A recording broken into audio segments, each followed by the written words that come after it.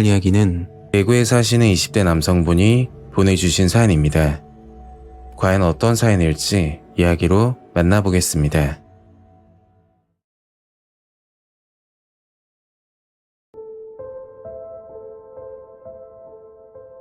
지금부터 7년 전쯤 있었던 사건입니다. 한순간의 잘못된 판단으로 평생을 후회하며 살고 있네요. 제가 21살 때 겪었던 일입니다. 그 당시 학교를 휴학하고 신검을 받고 난 뒤 군 입대를 기다리고 있었죠. 입대를 앞두고 있어서 그랬던 건지 이상하게 기분이 우울하더군요. 그래서 기분 전환도 할 겸 친구들과 여행을 하기로 했고 1인당 10만원씩 회비를 걷어 부산으로 1박 2일 계획을 세웠죠. 이제 성인인데 부모님께 용돈 받는 게 죄송스러워서 여행 비용에 쓸 겸 단기 알바를 찾아보고 있었습니다. 건설 현장이나 또는 택배 보조 업무 일자리가 있었지만 여행 일정과 겹치는 바람에 지원을 하지 못하고 있었죠. 그때 친구에게서 전화 한 통을 받게 됩니다. 야, 진짜 꿀알바 구했는데 같이 할래? 친구가 알아본 알바는 임상 실험 알바인데 간단한 테스트만 하고 1회 방문 시 20만원을 준다고 하더라고요. 저는 친구 말을 듣고 같이 알바를 하기로 결정했고 3일 뒤 친구를 만나 평리동 소아과 앞으로 찾아갔죠. 무슨 임상실험 알바를 소아과에서 하냐? 나도 정확하게는 모르겠다. 근데 담당자가 여기로 오래. 친구와 저는 소아과 건물 앞에서 기다리고 있었는데 잠시 후 흰색 승합차가 오더니 저희 앞에 정차를 하더군요. 그리고 여자가 차에서 내리더니 알바 지원을 했냐고 물었죠. 저희들은 승합차에 타게 됐고 차 안에는 저희 또래로 보이는 남자들이 타고 있었습니다. 저희 포함 총 6명이 타고 있었고 이동하는 동안 설문지를 한 장씩 주면서 설명을 해주더군요. 자, 설문지 읽어보시고 해당하는 부분에 체크하시고 각자 사인해주세요. 설문지에는 현재 복용하는 약이 있는지, 수술한 경험은 있는지 이런 질문들이 있었고 아래에는 어떤 부작용이 있어도 책임지지 않는다는 문구가 적혀 있었습니다. 그걸 보고 겁이 나서 물어봤죠. 저 부작용이라면 자세히 어떤 걸 말하는 거예요? 걱정하지 마세요. 부작용은 거의 없다고 보시면 돼요. 굳이 말하자면 감기 몸살 정도? 여자가 웃으면서 말을 하길래 별일이야 있겠나 싶어 그냥 넘겼죠. 그렇게 꽤 먼 거리를 이동했는데 어디로 가냐고 물었더니 팔공산 근처에 임상시험센터가 있다고 하더군요. 1시간이 조금 넘어 비포장길로 들어가더니 차를 세우고 말했죠. 자, 여기서는 걸어가야 되니까 차에서 내리세요. 여자는 차에서 내려 앞장서서 걸어가고 저와 친구 그리고 나머지 남자들은 여자를 따라 이동했습니다. 주변에는 아무도 없는 벌판이었고 조금 걸어가니 3층 건물 하나가 보였죠. 저희들은 그리로 들어갔고 실내는 평범한 병원의 모습이었습니다. 보통적으로 임상실험은 대학병원에서 하는 걸로 알고 있었는데 뭔가 불법적인 느낌이 들어 물어봤죠. 여기가 어디예요? 원래 임상실험은 병원에서 하는 걸로 들었는데. 저희가 원래 경대병원 소속인데요. 이번 테스트는 특별히 중요한 거라 여기서 따라가게 됐어요. 그 말을 하면서 경대병원 출입증 카드를 보여주는 겁니다. 뭔가 찜찜하긴 했지만 믿을 수밖에 없었죠. 친구와 저는 기본적인 신체 검사와 소변 검사, 그리고 피까지 뽑고 대기실에 앉아 있었습니다. 저희들은 별 문제가 없었지만 같이 온 남자 중 한 명은 뭔가 문제가 있는지 차비를 받고 그냥 나가더군요. 잠시 후 차에서 봤던 여자가 다가오더니 설명을 해주는 겁니다. 오늘 테스트는 관절염 치료제인데요. 1박 2일 일정으로 진행하고 내일 아침에 최종 검사만 받고 돌아가시면 됩니다. 저는 좀 당황스러웠던 점이 당일치기인 줄 알았는데 갑자기 하룻밤을 여기서 보내야 된다니까 집으로 가고 싶다는 생각이 들었죠.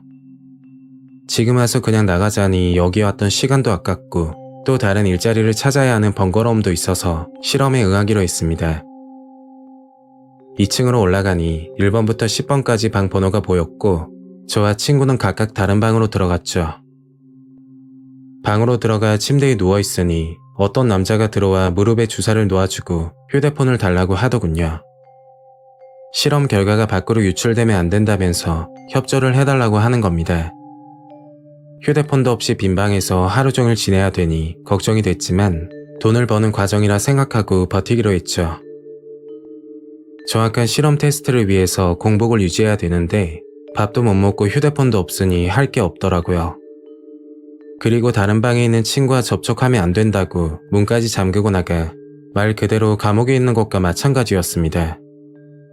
지금 생각하니 말도 안 되는 환경에서 실험을 받은 거지만 그 당시는 그런 알바가 처음이어서 다들 그렇게 하는 줄 알고 있었죠.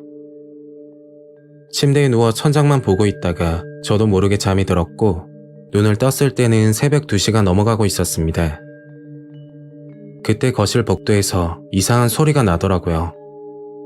뭔가 바닥에 끌고 가는 소리와 흡사했고 저는 호기심에 문 앞으로 다가가 귀를 기울였죠. 그러니까 미세하게 사람 말소리가 들리는 겁니다. 야, 살살 좀 해. 다 들리겠다. 사람들 깨기 전에 빨리 옮기자. 대충 이런 내용이었고 안에서 밖을 볼 수 없는 문이라 확인은 불가능했죠. 다음날 오전 친구를 만났고 마지막 검사를 끝내고 알바비를 받았습니다. 그리고 집으로 가려고 하는데 저와 친구를 제외하고 실험을 했던 남자 3명 중 1명이 보이질 않더군요.